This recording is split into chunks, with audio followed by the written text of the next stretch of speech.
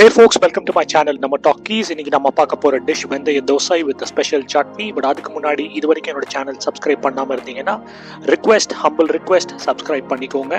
இப்போ நம்ம வீடியோக்குள்ள போவோம். வெந்தய தோசை செய்வதற்கு தேவையான பொருள்: ஒரு கப் பச்சரிசி, அதுக்கப்புறமா ஒரு கப் புழுங்கல் அரிசி, ரெண்டுமே ஒரே குவான்டிட்டி எடுத்து வச்சுக்கோங்க. அதுக்கப்புறமா ஒரு அரை கப் உளுந்து, அதாவது எவ்வளோ குவான்டிட்டி பச்சரிசி புழுங்கல் அரிசி எடுக்கிறீங்களோ அதோட அரை கப் உளுந்து, 1/4 கப் வெந்தயம். இன்னைக்கு நாம செய்ய போறது வந்து வெந்தய தோசைங்க. ஃபர்ஸ்ட் வந்து எல்லாத்தையுமே மிக்ஸ் பண்ணிக்கோங்க. ஃபர்ஸ்ட் பச்சரிசி அண்ட் புழுங்கல் அரிசி போட்டிருக்கேன் இந்த பாத்திரத்தில். இப்போ அடுத்தது பார்த்தீங்கன்னா உளுந்தையும் ஆட் பண்ணிட்டேன். மீண்டும் சொல்கிறேன், அரை கப் உளுந்து, ஒரு கப் பச்சரிசி, ஒரு கப் புழுங்கல் அரிசி எடுத்தீங்கன்னா அரை கப் உளுந்து, 1/4 கப் வெந்தயம். ஸோ இப்போ நம்ம வெந்தயத்தையும் உள்ளே போட போகிறோம். ஸோ ஃபர்ஸ்ட் வந்து இதுதான் வந்து தோசை மாவுடைய இன்க்ரீடியன்ஸு. தோசை பேட்டர் பண்ணுறதுக்கு முன்னாடி ஃபர்ஸ்ட் இதை வந்து சோக் பண்ணி வச்சுக்கோங்க. 4 hours நீங்கள் வந்து சோக் பண்ணி வைங்க. 4 hours சோக் பண்ண பிறகு நீங்கள் வந்து அடுத்தது என்ன பண்ணணும்னு கேட்டிங்கன்னா, இந்த சோக் பண்ணி வச்சிருக்கிற இந்த இன்க்ரீடியன்ஸை வந்து மிக்சியில் போட்டு நல்லா அடிக்கணும். ஏன்னா நம்ம என்ன செய்ய போகிறோம், தோசை மாவு செய்ய போகிறோம். இது ரெகுலராக இருக்கிற தோசை மாவு கிடையாது. நீங்களே பார்த்துருப்பீங்க, இன்க்ரீடியன்ஸ்லாம் வேறு வேறு. ஸோ தோசை கன்சிஸ்டன்சி, அதாவது ரெகுலர் தோசை மாவு கன்சிஸ்டன்சி வர வரைக்கும் நீங்கள் வந்து மிக்சியில் போட்டு அடிங்க. ஒரு 2-3 பீட்டிங் போதும். கொஞ்சம் வாட்டர் ஆட் பண்ணிக்கோங்க. நீங்கள் பார்க்குற மாதிரி வாட்டர் ஆட் பண்ணிக்கிட்டு 2-3 மிக்சியில் அடிச்சிங்கன்னா கன்சிஸ்டன்சி வந்துடும். இப்போ நம்ம செய்ய வேண்டியது வந்து மிக முக்கியமான ஒரு பார்ட்டுங்க. அதாவது வந்து இப்போ பாருங்க, மிக்சியில் எவ்வளோ சூப்பராக வந்திருக்குன்னு மாவு. இதை நம்ம ஸ்ட்ரெயிட்டாக வந்து தோசை வாக்க முடியாது. நம்ம செய்ய போகிற ப்ராசஸ் பற்றி நீங்கள் கேட்டிங்கன்னா, நம்ம செய்ய போகிற ப்ராசஸ் வந்து ஃபெர்மெண்டேஷன். ஸோ ஃபெர்மெண்டேஷன் வந்து கிட்டத்தட்ட நம்ம வந்து 8 hours பண்ணணும். இப்போ இந்த மாவு நான் எடுத்து வச்சிருக்கேன் பார்த்தீங்களா, க்ளோஸ்அப்பில் காட்டுறேன் பாருங்கள். இந்த மாவு எப்படி வந்திருக்கு பாருங்கள், இந்த கன்சிஸ்டன்சி பாருங்கள். இப்போ வந்து ஃபெர்மெண்டேஷன் செய்யறதுக்கு முன்னாடி இப்படி இருக்கு. ஒரு ஸ்பூன் உப்பு, இல்லை தேவையான அளவு 2 ஸ்பூன் வேணும்னா 2 ஸ்பூன் ஆட் பண்ணிக்கோங்க. அதுக்கப்புறமா மூடி வச்சிருங்க. ஃபெர்மெண்டேஷன் வந்து ஒரு 8 hours நீங்கள் பண்ண வேண்டியிருக்கும். அந்த மிக்சி ஜாரில் இருக்குது பார்த்தீங்களா, அதாவது வந்து அந்த மிக்சி ஜாரில் வந்து நிறைய மாவு எல்லாம் ஒட்டிகிட்டு இருக்கோம். ஸோ அதெல்லாம் வேஸ்ட் பண்ணாதீங்க. யூஸ்வலாக வந்து அதை வாட்டரோட மிக்ஸ் பண்ணி இந்த பேட்டர்லேயே திருப்பி ஊற்றிடுங்க. ஸோ நல்லா ஊற்றின பிறகு நல்லா மிக்ஸ் பண்ணுங்கள். இப்போ பார்த்தீங்கன்னா எப்படி மிக்ஸ் பண்ணுறேன்னு பாருங்கள், இந்த கை வச்சுக்கிட்டு. ஸோ இந்த மாதிரி மிக்ஸ் பண்ணுங்க. சில பேருக்கு வெறும் கையால் மிக்ஸ் பண்ண பிடிக்காது. அப்படி இருந்ததுன்னா லேடிலோட மிக்ஸ் பண்ணுங்க. நல்லா மிக்ஸ் பண்ணிட்டு அடுத்தது நம்ம செய்ய போகிறது முன்னாடி சொன்ன மாதிரி ஃபெர்மெண்டேஷன். ஃபெர்மெண்டேஷன் நம்ம எதுவுமே செய்ய வேண்டியதில்லை, அப்படியே விட்டுருங்க. ஒரு 8 hours ஃபெர்மெண்ட் பண்ணோம். ஸோ நீங்கள் வந்து நைட்டு வந்து இந்த தோசை வாக்க போறீங்கன்னா அதுக்கேற்ற மாதிரி பிளான் பண்ணிக்கோங்க. பாருங்கள், 8 hours லேட்டர் வந்து எப்படி வந்திருக்கு பாருங்கள். உங்களுக்கு வந்து திக்காக ஆகிடும் ஃபெர்மெண்டட் பேட்டர் வந்து. இந்த ஃபெர்மெண்டட் பேட்டர் வந்து it has got better nutritional content, உடம்புக்கு இன்னும் நல்லது கூட. ஸோ இதை வந்து நீங்கள் அப்படியே எடுத்து வச்சுருங்க.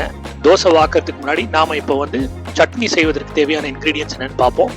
ஸோ தக்காளி, அதுக்கப்புறமா புளி, அதுக்கப்புறமா சின்ன வெங்காயம், பூண்டு, அதுக்கப்புறமா சேப்பு மிளகா. ஃபஸ்ட்டு வந்து சின்ன வெங்காயத்தை வந்து மிக்சியில் போட்டுக்கோங்க. ஸ்ட்ரெயிட்டாக மிக்சியில் அடிக்க போகிறோம். அடுத்தது பூண்டு. கிட்டத்தட்ட பூண்டும் சின்ன வெங்காயமும் சேம் குவான்டிட்டி எடுத்துக்கோங்க. அதுக்கப்புறமா தக்காளி வெட்டி வச்சது, அதையும் நான் ஆட் பண்ணுறேன். அதுக்கப்புறமா அடுத்தது பார்த்தீங்கன்னா ஒரு 2-3 பீஸ்ன்னு சொல்லாமா, 2-3 பீஸ் புளி ஆட் பண்ணுங்க நீங்கள் பார்த்த மாதிரி. அதுக்கப்புறமா ஒரு 5-6 சேப்பு மிளகா ஆட் பண்ணுங்க. சேப்பு மிளகாவில் இருக்கிற காம்பெல்லாம் த்ரோ ஆஃப் பண்ணிடுங்க. அதுக்கப்புறமா முக்கியமான விஷயம் நீங்கள் பார்க்குறது என்னென்னா, சுகர். ஒரு ஸ்பூன் சுகர் ஆட் பண்ணிக்கோங்க. சுகர் ஆட் பண்ண பிறகு ஒரு 1 to 2 டீஸ்பூன்ஸ் வந்து சால்ட் ஆட் பண்ணுங்க. ஸோ மிக்சியில் போட வேண்டியது எல்லாமே ரெடியாக இருக்கு. ஸோ சின்ன வெங்காயம், பூண்டு, தக்காளி, சேப்பு மிளகா, அதுக்கப்புறமா வந்து நம்ம ஆட் பண்ணது ஒரு ஸ்பூன் சர்க்கரை, ஒரு ஸ்பூன் உப்பு, அதுக்கப்புறமா மிக்சியில் போட்டு அடிக்கிறோம். ஸோ பேசிக்கலி இந்த வெந்தய தோசைக்கு வந்து இந்த ஸ்பெஷல் சட்னி ஏன் அரைக்கிறேன்னா, டேஸ்ட் வந்து ரொம்ப ரொம்ப டிஃப்ரெண்ட்டாக இருக்கும். அரைச்சிட்டேன் பாருங்கள் எப்படி வந்திருக்குன்னு. ஸோ இன்னும் நம்ம சட்னி உடைய ஃபுல் இது முடியலை. ஸோ இப்போ வந்து ஒரு கரண்டி எடுத்து வச்சுக்கோங்க. கரண்டியை நல்லா ஹீட் பண்ணிக்கோங்க. கரண்டி நல்லா காஞ்ச பிறகு நீங்கள் என்ன பண்ணுறீங்கன்னா, ஆஸ் யூஷுவல் ஸ்டாண்டர்ட் ப்ராசஸ் நம்ம வந்து பொரிச்சு கொண்டு போகிறோம்.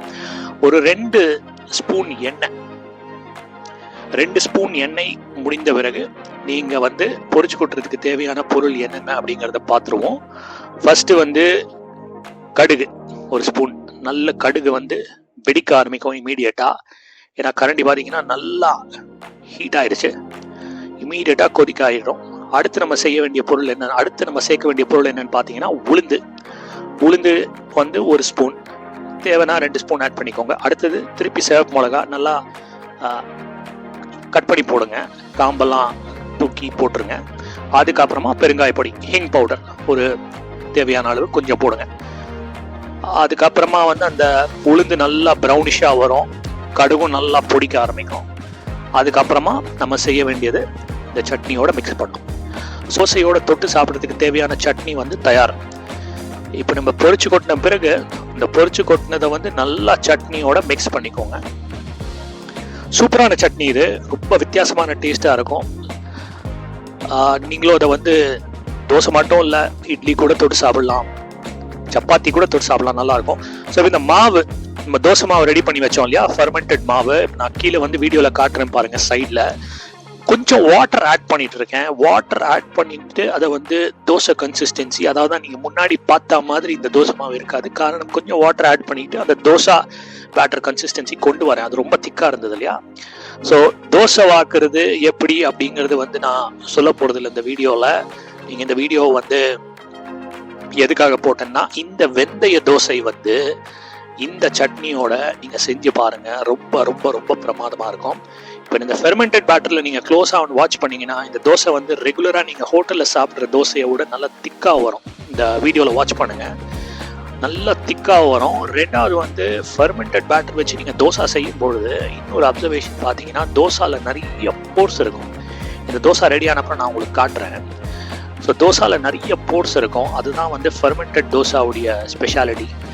திக்காக வரும், நிறைய போர்ஸ் இருக்கும். டேஸ்ட் வந்து கொஞ்சம் இல்லை, நிறையாவே வித்தியாசமாக இருக்கும். நீங்கள் ஹோட்டலில் சாப்பிட்ற தோசை மாதிரி இருக்காது, ரொம்ப ரொம்ப வித்தியாசமாக இருக்கும். பாருங்கள், நம்ம வந்து தோசை ரெடி பண்ணிட்டோம். ஆல்ரெடி நான் 2-3 தோசை செஞ்சு வச்சுருக்கேன். ஸோ நீங்களும் வீட்டில் வந்து இதை செஞ்சு பாருங்கள். காலையில் பிரேக்ஃபாஸ்ட் சாப்பிட்லாம், இல்லை நைட்டு கூட இதை நீங்கள் செஞ்சு சாப்பிட்லாம். பாருங்கள், அந்த போர்ஸ் பாருங்கள், அந்த போர்ஸ் வந்து ரொம்ப வித்தியாசமாக இருக்கும். கர்நாடகாவில் செட் தோசை பண்ணுவாங்க, அது மாதிரி இருக்கும் அந்த திக்னஸ் தோசையோட. ஸோ இதை நீங்கள் வந்து சட்னியோட சேர்த்து என்ஜாய் பண்ணுங்கள். நீங்களும் வீட்டில் இந்த டிஷ்ஷை செஞ்சு பாருங்கள், எப்படி இருக்குன்னு எனக்கு கீழே கமெண்ட்ஸில் போடுங்க. நன்றி மக்களே, மீண்டும் இன்னொரு அற்புதமான வீடியோவில் சந்திப்போம். தேங்க்ஸ் ஃபார் வாட்சிங். Do like and subscribe. நன்றி, வணக்கம்.